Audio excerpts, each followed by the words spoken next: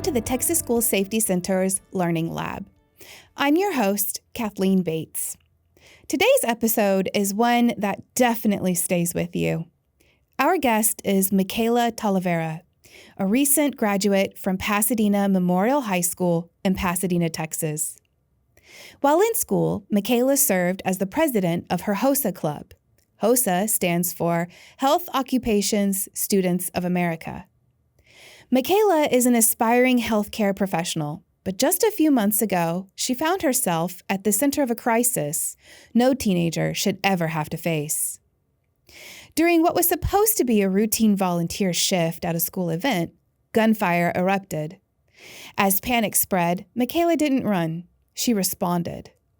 Drawing on her training from the Community Emergency Response Team program, known as CERT, and her education from the HOSA club at her school, Makaylla took control of a life-threatening situation. She provided first aid to a gunshot victim and led frightened students to safety. Her quick thinking and composure helped save a man's life. Today, we talk to Makaylla about what happened that day, how her training prepared her, and her thoughts on how schools can include youth in the emergency preparedness process. This episode is a story of preparation, courage, and the incredible power of youth leadership. Well, Makaylla, welcome to the podcast. I'm so excited to talk to you today. Some amazing things that you got to do, that you're able to do during your senior year of school.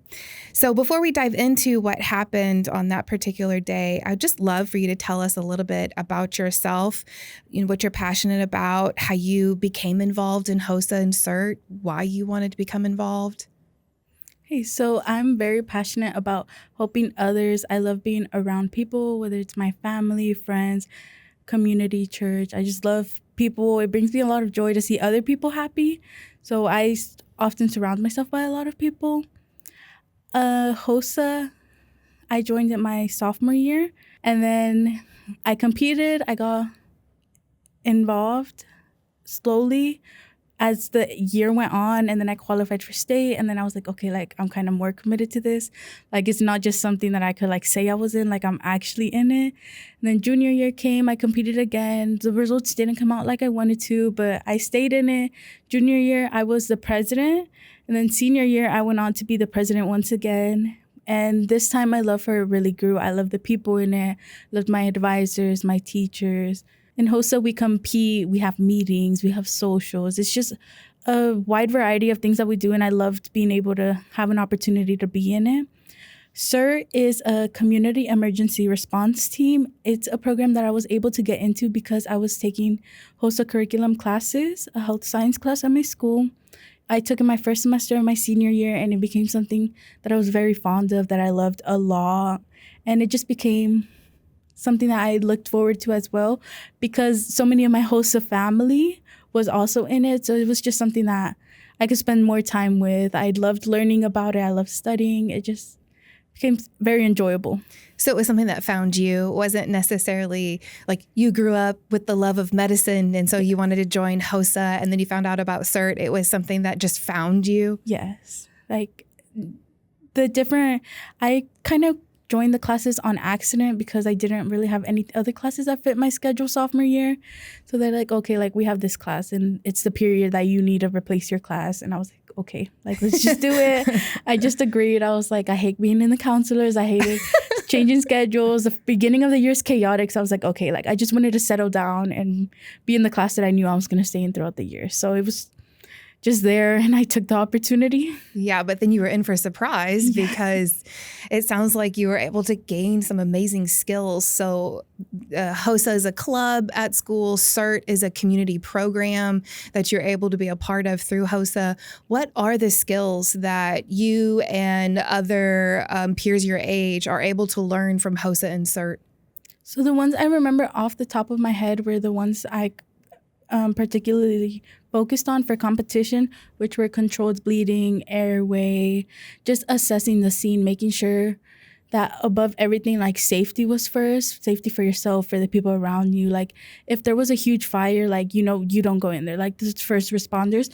So CERT just knows like it teaches you to learn where your place is at, where you can help, and where it's like time for you to step back and let the first responders, the professionals, do their work. So we're kind of like a backup to help the first responders.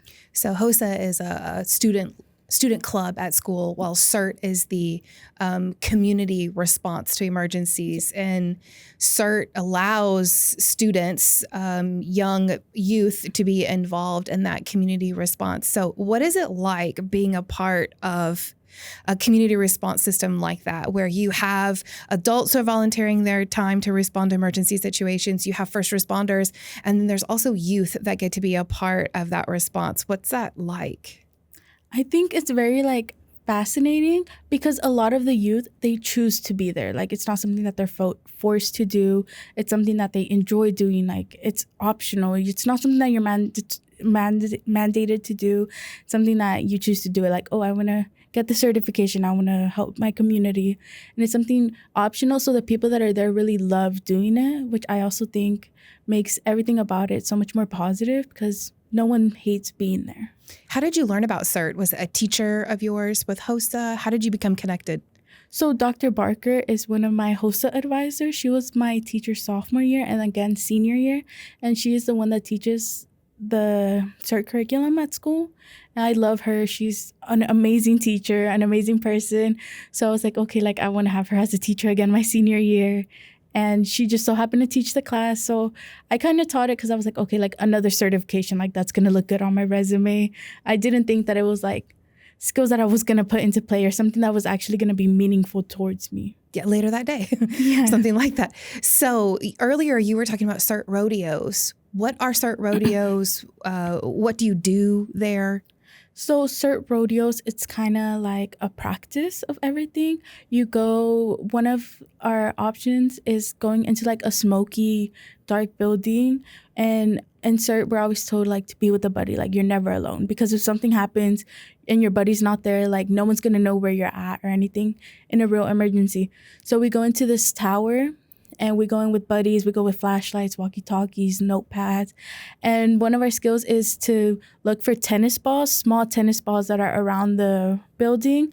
It's just 3 floors, I believe. So it's kind of like scary in there. At first, you're like, oh my gosh, like you're just so overwhelmed by like the smoke, the smell. It's dirty in there. Like it's nasty. You're like, oh, I don't want to touch anything. Like it's slippery. Like it's just so overwhelming. But the point is to practice, because if it so comes to like a situation where you do need to go into a building and search for people, you know, like, oh, you keep one hand on the wall and you walk around the wall and you stay together.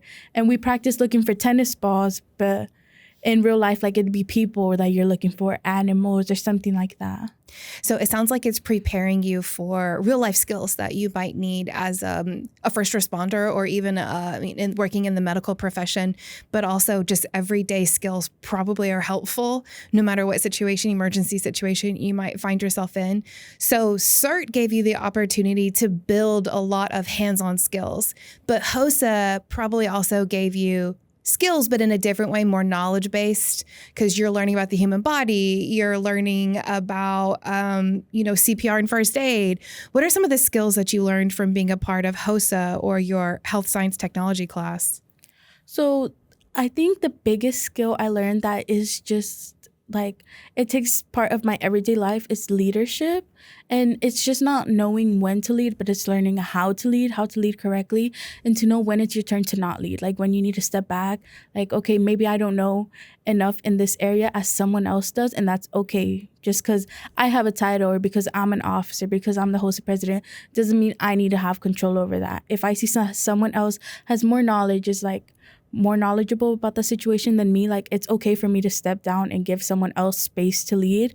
And I think that's the biggest thing I've taken from leadership, because it's just, I don't just take it in HOSA. I don't just know about it in CERT. Like it's something in school, outside of school, at work. Like it's something that comes into play in everyday life.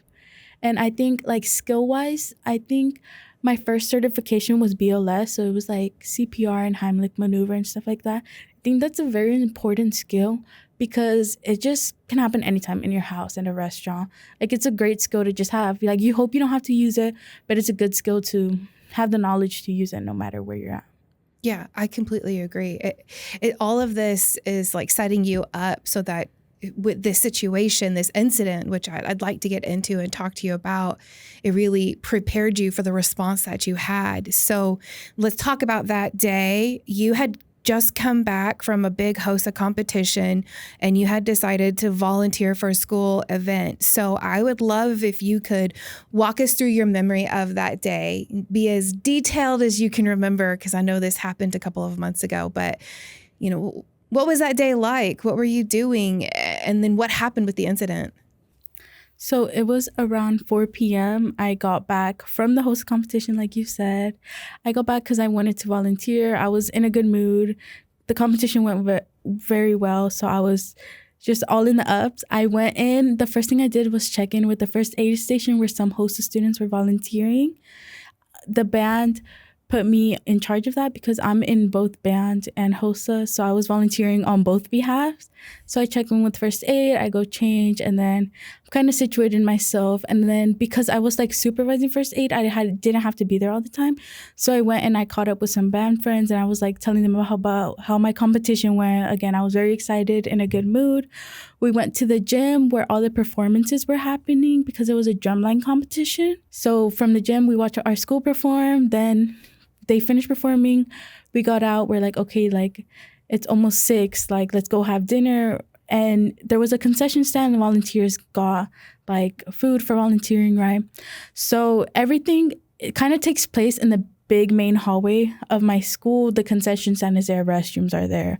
The entrance to the gym is there. In the back is the entrance to like the whole thing where the ticket stand is at. So everyone is just in that hallway. So it's a very crowded hallway. It's just a lot going on in there. So we went to the concession stand. My friends got their food. I was like having too many emotions to eat. So I just went, we sat down, we were all talking. We sat in the last table that's available because it's with so many people there, it was really hard to find a table with space. And then the hallway is pretty big. So we were at the end of the hallway when we heard like a loud noise. And again, it was around 6. So again, there was a lot of people there. We're like, okay, someone dropped something. Like there's a lot of like people selling things there, like a lemonade stand, different things like that. So we're like, okay, maybe a table fell. Like it's very possible that it can happen, especially like with so many people around. Someone bumped into something fell. And then obviously it was a band competition at a school on a Saturday. So that's what we were thinking. Someone dropped something. That's what came to mind. So then we hear people start yelling, and then it was coming towards the end of the hall, towards the entrance where the ticket booth is at. And then again, we were at the end of the hall. So we were kind of thrown off. We're like, okay, like what's going on? And then so because we were like further from the entrance, we were like kind of last to know about what was going on in the hallway, because there was still people that were like in different areas. Like maybe they were in the parking lot warming up, or in the cafeteria where the warm-up area was at, or they were in the gym, like just waiting, saving their seats, right? So people were kind of like all over the school, inside and outside, right? So then we start hearing, like, I can't remember clearly, there was just yelling. There was shooting, shooters, blood, like there was just so much yelling, so much chaos. Then that's when me and my friends stand up, because we see like everyone running towards where we were running at. So right behind us, there was a rope hanging to kind of barricade, because only performers and volunteers were allowed on the other side. And so everyone was kind of running in that direction, because most people have never been to the school. They're there for family or for friends. They don't really know what the school is like, what the layout is like. Me and the friends I was with, we know where the school is like. We go there every day. So we were very familiar. We knew where to run, where the exit was at. So we ran past the barricade, the ropes. I tripped over the ropes, and then other people were also tripping because it was just a large crowd running.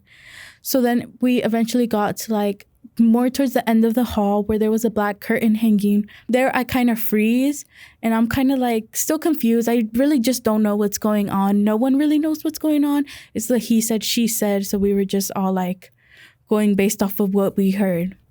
So I kind of pause. My friends are like yelling at me like to run, and I was like, okay. So then we start running. We finally make it out of the school through the doors, and then again it's a large crowd, like students, parents, like it's a little bit of everyone was there. So I heard yelling, and people were yelling, Makaylla, she's a host of president. She's going to help you. I turn around. I see this guy collapse, and I look at him. Then I see that his hoodie is covered in like something that's bright red. And I was like, oh my gosh, it's blood. So he's like, in my head, I was like, okay, someone's really shot. So I was like, okay, like, what do we do next? Because I really didn't know what to do, but I knew that now in this moment, people were depending on me to take control and on me to help. So I snapped back to reality. My friends ran for their safety, of course, right? Then the only two familiar people around me I saw were Charles and George. That's when I directed them. I was like, okay, we have to move, because if this man is seriously shot, then he needs something done for him. We need to control the bleeding, but I couldn't assess and I couldn't help with what was going on in the open area that we were in, because it just wasn't safe. So we start running towards the front of the school where the street is at. We're kind of dodging cars because there's still traffic. Obviously, the cars don't know what's going on. So we're running past that. Eventually, we get to the parking lot of a eye doctor across from my school. And then I'm kind of like, where do we go? Like, the doctor's office is obviously closed. It's a Saturday evening. So I'm kind of ahead of the victim and my two friends. And I go to the dumpster and I go behind it. And I'm like, okay, like, this is safe. Like, it's a bricked up dumpster. Like, this is the only safe area, like, within sight. So I just start kicking the debris, like, make sure that the ground is flat. Eventually, the victim and my friends get there. I tell one of my friends, I yell at him, I'm like, call 911. Because obviously there's already other people calling 911, but no one knows where the victim is at or that there was a victim, right? So I go behind the victim. I grab him under the arms. I pull him back with all my strength. I smack against the brick wall. I get him laying down. My training's kicking in. I tell him, hi, I'm Makaylla. I'm with CERT. I'm going to help you. I wasn't with CERT. I was with HOSA and BAN. But it's just something that automatically I heard my advisor, Dr. Barker, say. And I was just like, I just felt everything that she has taught me was just like kicking back in. So I was like, okay, like, I need to do this, this, and this. And that really helped me like keep a peace of mind, because I was like, in some way, I'm prepared for this. And out of everyone that's near me right now, I'm more prepared than anyone is.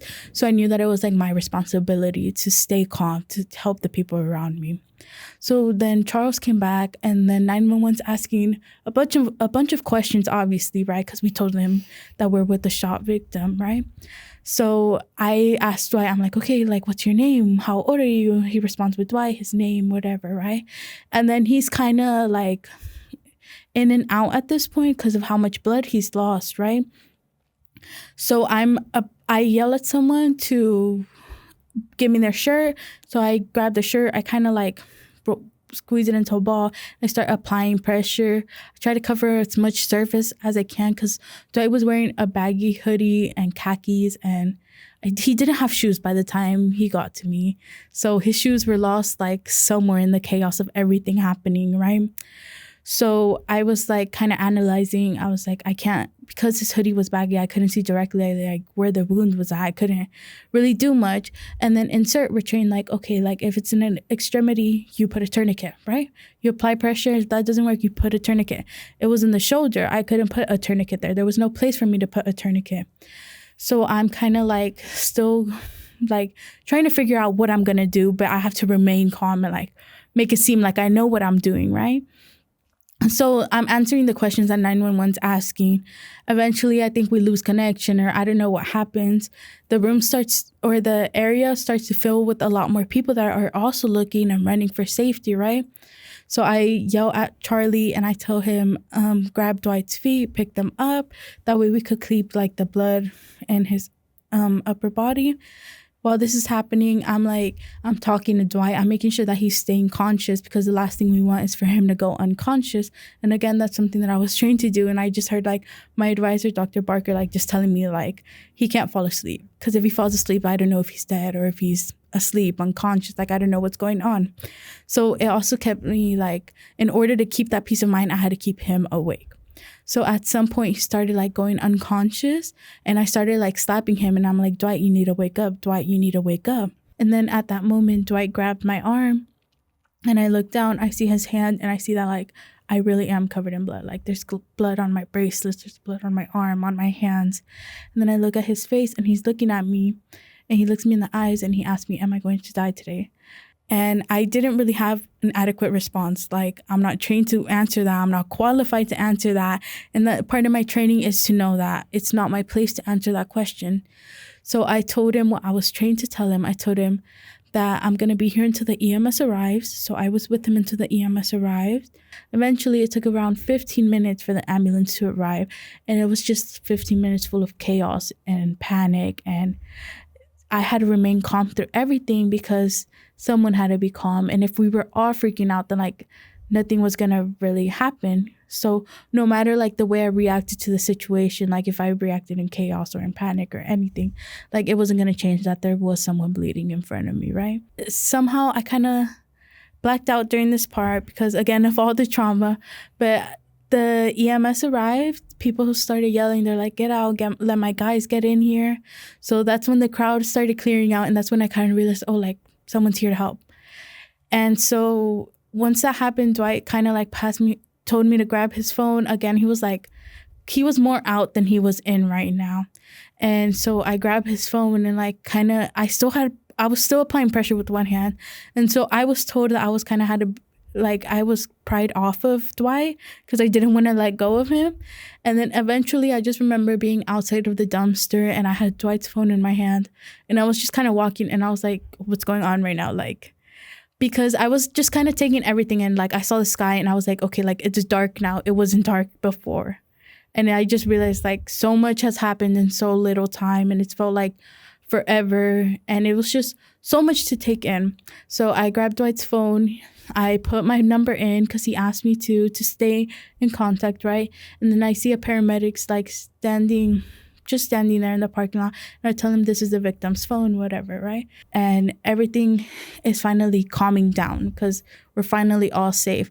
We're all still confused. We don't know what happened, right? So we get back to the school. We walk back to the school. There was like a crowd of all the band kids and like from my school, all our volunteers, and we were all just talking. Like it was a lot to unpack. Everyone had different stories. Everyone was in different locations. So I get back and I go to like a crowd of like familiar people, to like my close friends, and they tell me that there was only like one shooter and that it was this elderly man. He was tackled by off-duty police officers that were there watching their kids perform. So the shooter was like handled within, I believe, like 2 minutes of everything happening. But when everything was happening, we didn't know that the shooter was already handled. I believe there was 2 shots let out and only one of them hit Dwight.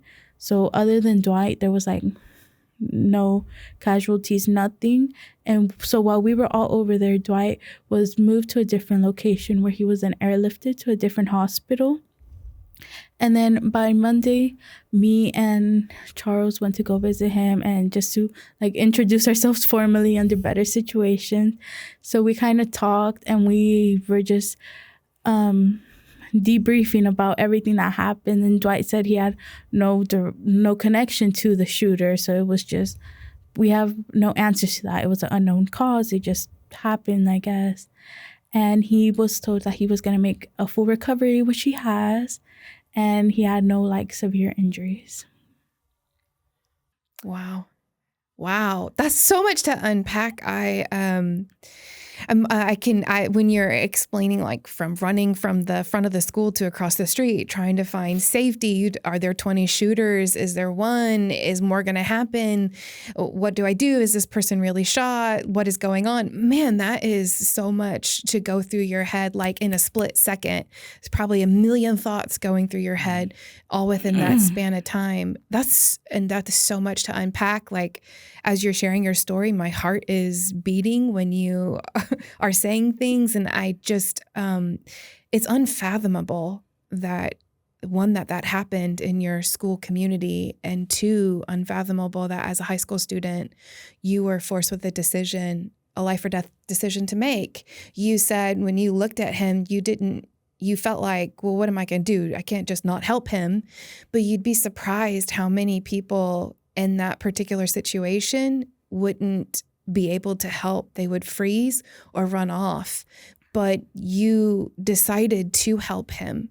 I mean, so in a split second, you go from being a student volunteer to being a first responder, even though you're not a first responder, so to say.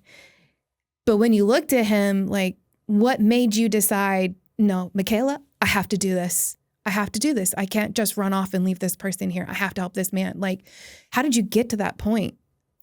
I think it was never like, I never really questioned it. Like in my head, it was like, I'm going to help. I never really was questioning like, oh, what do I run? Like, do I leave him here? Like, do I run with him?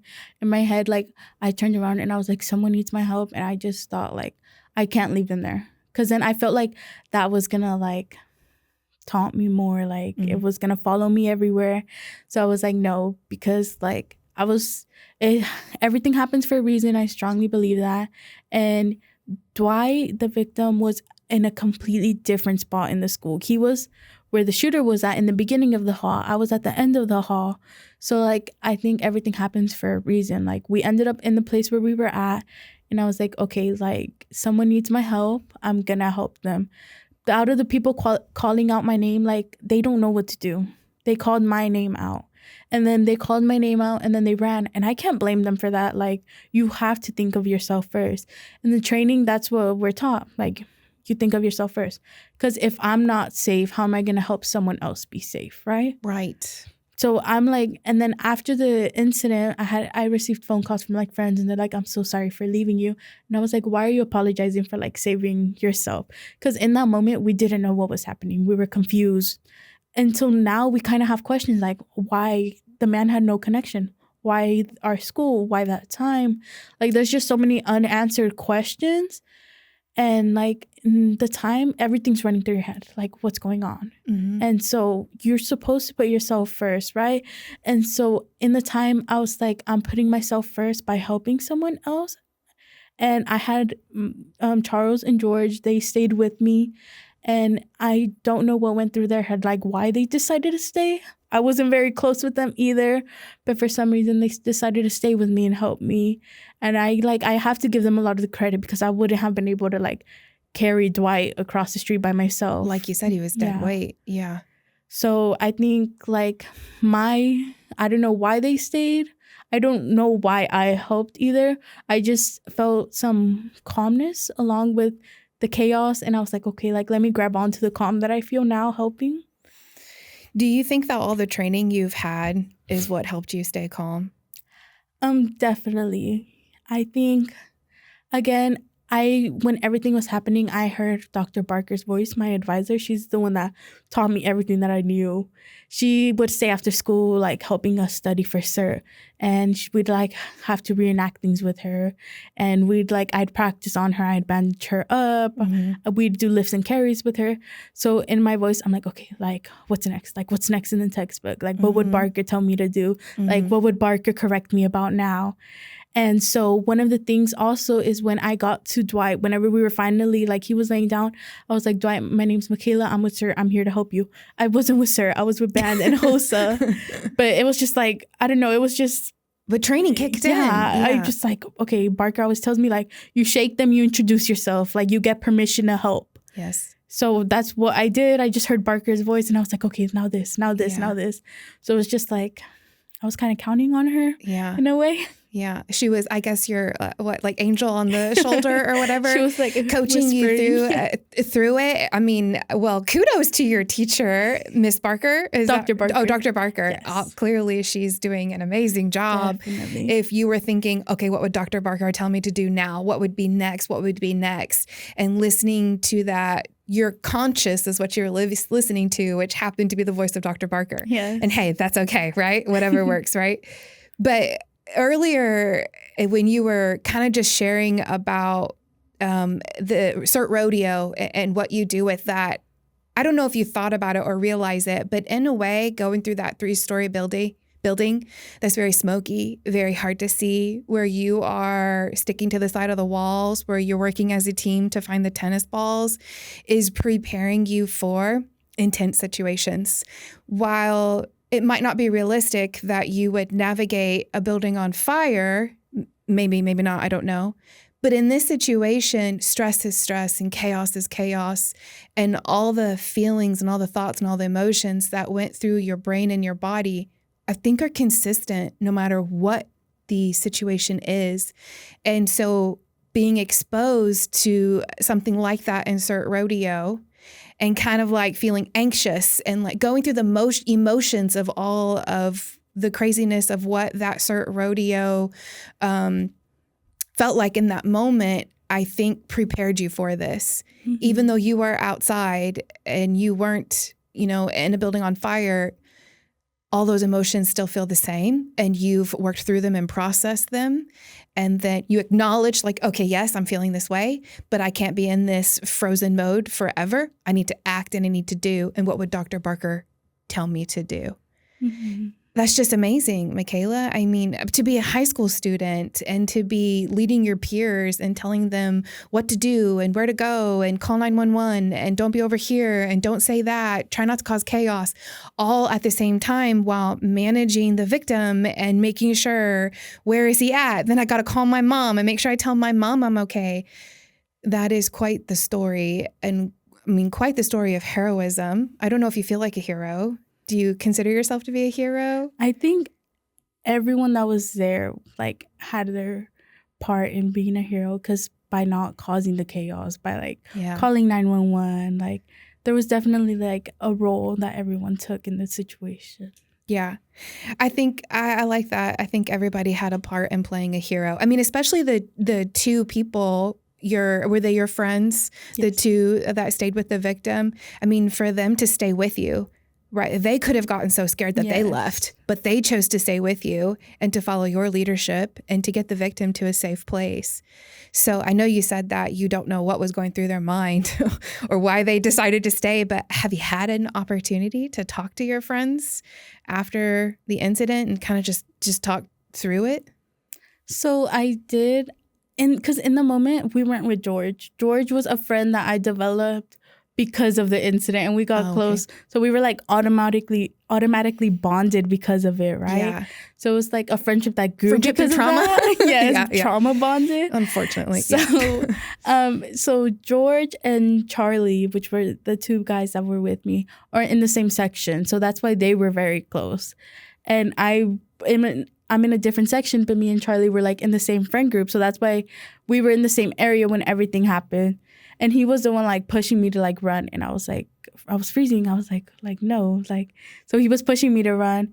And then when everything happened, when people were yelling out my name, Charlie saw George and was yelling out to George to come with us, because George was in the band hall when everything happened. He was about to walk out the door to the main hallway whenever he heard like yelling. So he turned around, he ran through the band hall again, ran through the side of the school, and somehow ended up where we were at.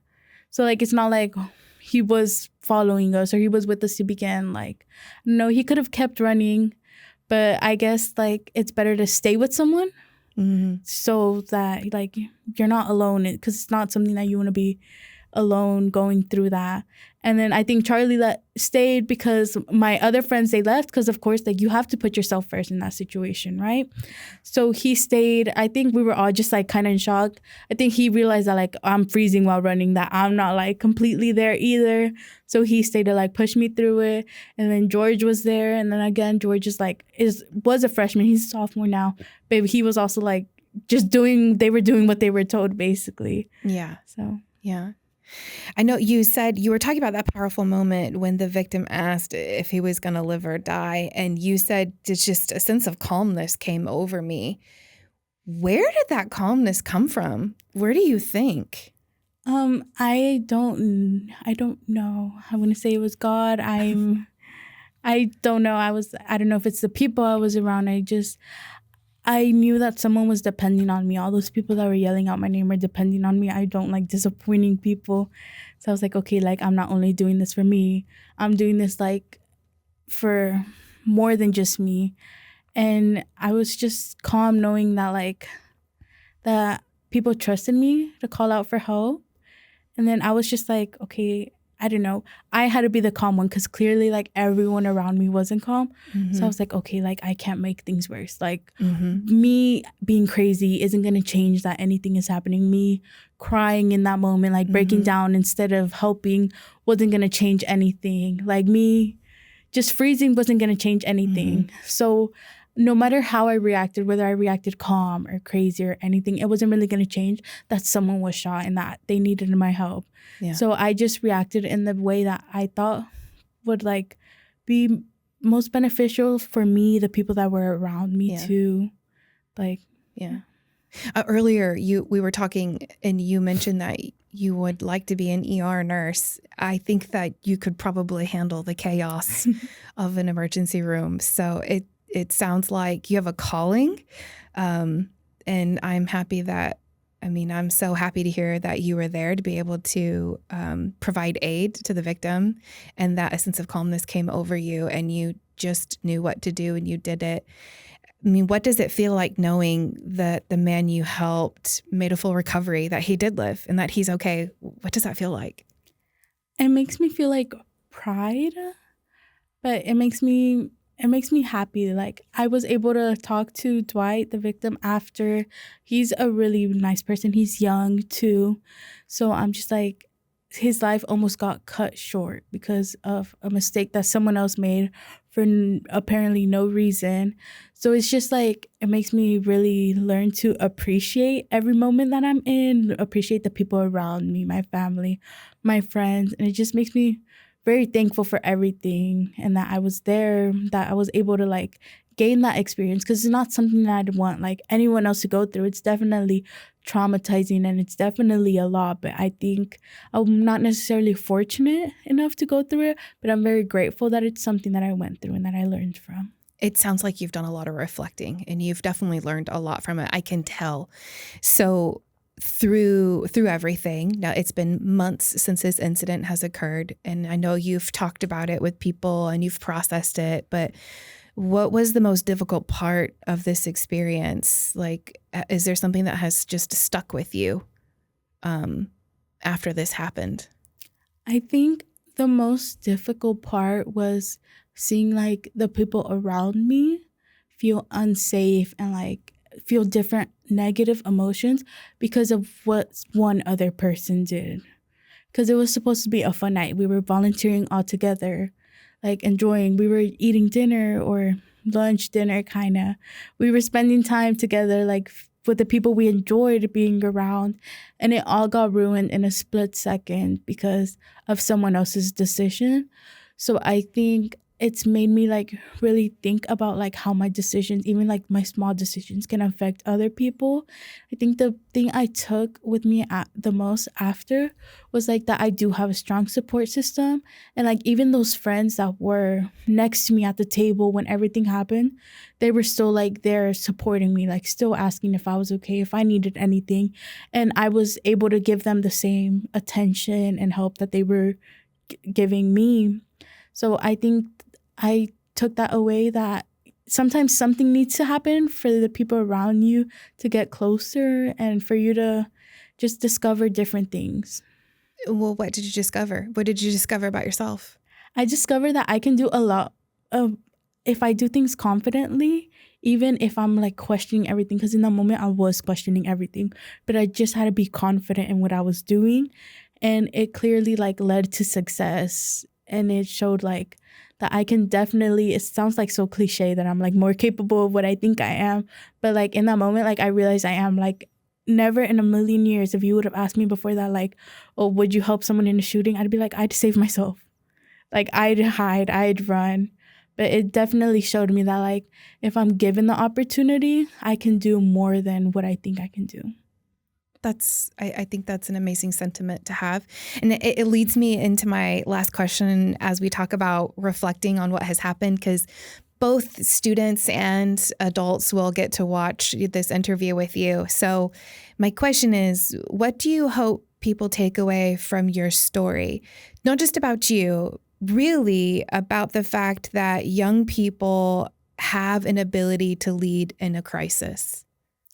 I think the biggest thing, like in a crisis or just like outside of a crisis, is giving someone the opportunity. Because if I wasn't given the space to, by the people calling out my name to help, I wouldn't have seen like the victim. I wouldn't have known that someone needed my help.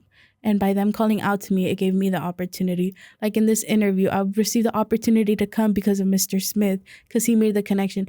But it's not a connection that I would have gone to look for. but because I received the opportunity, like I'm able to be here.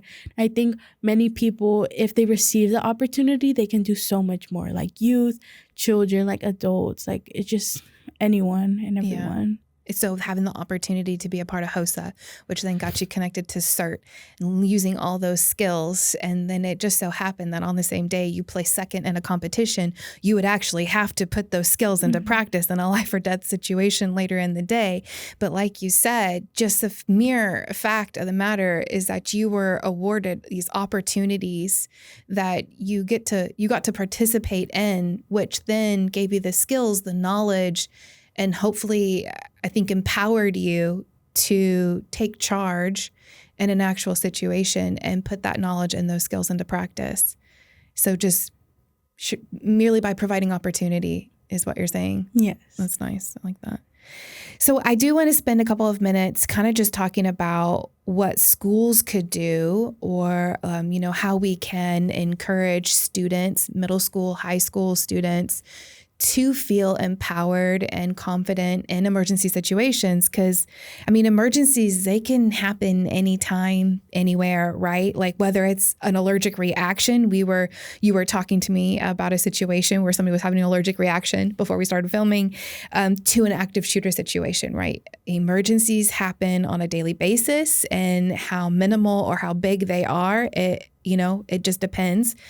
But emergencies will happen. And so how do you think schools can help prepare students to respond in an emergency no matter where they are? So not just at school, but maybe it's a movie theater, or maybe it's the grocery store. But how can schools be a part of helping ensure their students feel prepared in an emergency situation? So I think because I had a lot of training, and I was able to gain the practice that helped me stay calm through the CERT rodeos. So I believe that practice makes perfect in a way. So I think giving the students examples of a scenario and practicing through it, just if it's a school shooting, practicing, okay, where can we hide? Where can we run? Because sometimes you need to run and sometimes you don't have the opportunity to run. So it's just real life scenarios, giving them different ideas, because no one, a student wouldn't like to think, I wouldn't go into the classroom and be okay, where do I want to hide at? That's not something that I want to think, but kind of forcing them in a way to think, okay, if this were to happen, what would you do? Yeah. Even in the college sense, you're about to go to San Jacinto Community College, right? Yes. So thinking about your community college and everything that we've been talking about, what do you think could be done on a community college campus to help make sure that students feel empowered to be able to respond in emergency situations? I think it ends up being up to the student, whether they make the decision to help, because sometimes schools give the resources and everything, but it's up to the students and the employees and the teachers there, whether they take opportunity of using those resources and everything. So I think that the best way that schools just in general can help is by providing resources to help. And then it's ultimately up to someone themselves to grab the opportunity and take the resources. Yeah. And that kind of I think what you're saying really fits with my next question. I want to go back to the very beginning of our conversation. You were talking about how, I can't remember if this was in our interview or if you were telling me about this before we had started the interview, but you were talking about how you were in HOSA and band, and you love HOSA and you love CERT, and you would be in the hallway when you're supposed to be practicing playing your instrument. You'd have a big giant textbook out open studying for HOSA and CERT, and your friends would walk by and kind of tease you for studying, but your response was, no, this is actually something I really like. This is something that I really want to do and I want to learn more about. So what would you say to other students about the value of emergency preparedness training? I think that it's a very useful skill. Like, it's obviously not a skill that you're going to want to use or like look for the opportunity to use in like an everyday life. But it's a very useful skill to have because you never know where you could be like at school, like I was, or if at a grocery store, at your house even, like. Or at the restaurant. You're eating dinner at a restaurant and the table next to you is choking and you have to administer the Heimlich maneuver or something. Like, it's just a great skill to have. And then I like to think like you'd rather be safe than sorry, because I'd rather not be in a situation where like, oh, like I could know what to do, but I don't because I decided not to. Yeah. You know? And I think growing up in the Houston area, I mean, I grew up in the Houston area. My sister still lives there. There's lots of floods. There's a lot of natural disasters that seem to happen in the Houston area. And so I think that kind of just being, you know, having some background knowledge about emergency preparedness alone, just what do we do if there's a hurricane? How do I have my go bag? Or, you know, like all those things I think are really relevant no matter what age a person is. And I think that's what CERT has taught me. Like, it's also like about it, in the textbook, it teaches us like how much water you should have saved for an emergency, how much chlorine drops you need to put like in a gallon of water if you don't have clean water to drink. So CERT, like, it's about everything, like natural disasters, man-made disasters. So it really like opened up my eyes, and I was like, it's not something that I would have like thought about like having prepared before, and it expand my horizons definitely on different disasters that could happen, and things that I think aren't a big deal are a big deal, but it's because I'm not the wrong one responding to it. Like, a hurricane happens, I only have to worry about like my house, my family, right? But there's like many people that were impacted that I'm not having to help, that they're helping themselves, or they have different people helping themselves when they could have started helping themselves and preparing for disasters before, which would have helped alleviate the situation. Is there any type of training that you've received from HOSA or CERT that you think everybody should know how to do? Like, everybody, doesn't matter who you are or what the situation is.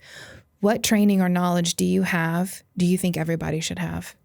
So I think CERT, like just the certification that I received, definitely taught me a lot, but it's also a lot of information, and it's a lot of information that not everyone needs or wants to know. It's something that I wanted to learn, so I obviously learned it, right? But I think a skill that's like very easily accessible, like on TikTok, maybe YouTube, like I'm sure there's books about it, everything CPR, like it's something that you could learn within a minute or two if you just take the time to do it. It's something that you don't need different tools or resources to use. Like, you just learn how to do it correctly, and then maybe you're at a restaurant, like you said, or something happens and you're able to do it. It might be in your home, it might be to a family member, to a stranger. But I think CPR is a very useful skill to have. Again, you're not going to want to use it and break someone's rib, but if it ever comes down to it, you know how to. Yeah. And even just basic first aid, right? I mean, even if you're just out and about hanging out with your friends and you're skateboarding and you fall, or who knows what, right? Even just basic first aid is probably really good too. Yeah.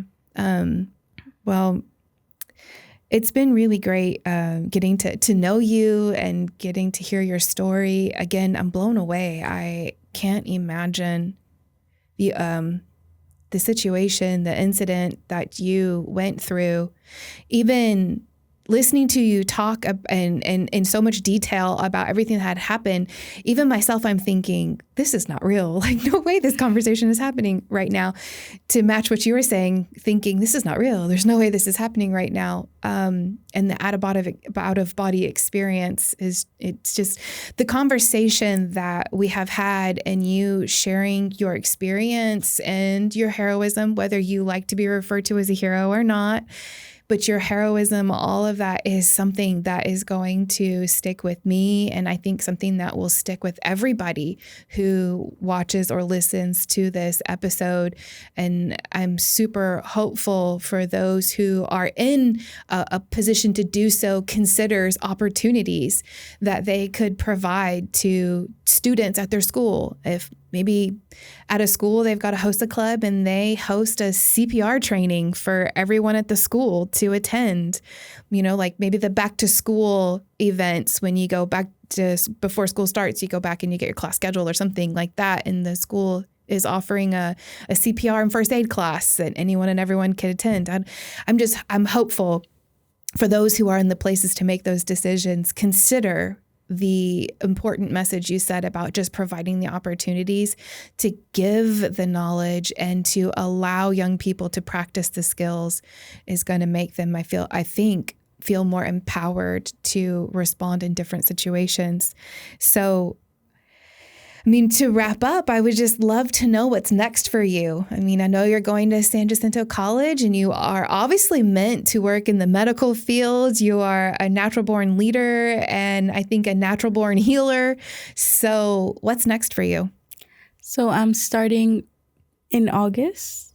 My classes, I'm getting all my prerequisites done at San Jac, and then I might transfer or not. Anything can happen. Yeah. I've definitely learned that.